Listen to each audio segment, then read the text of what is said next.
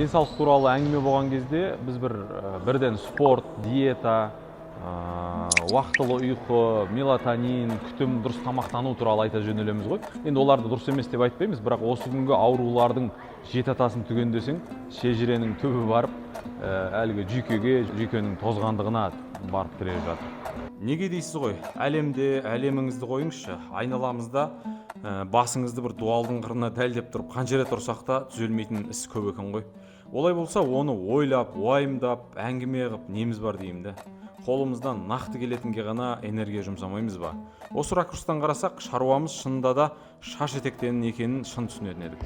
Жел диірменмен күресіп шаршайтын Дон Кихоттықты ертерек қойсақ, сөзіміз нақты өтетін, аяғымыз жететін, қолымыз тындыра алатын істерге ғана фокусымызды бұрар едік қой.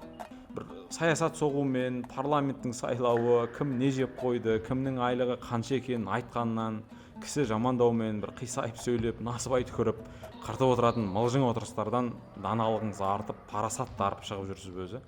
Бір құрсын деймін да, бір жүйкеңізді сақтасаңыз.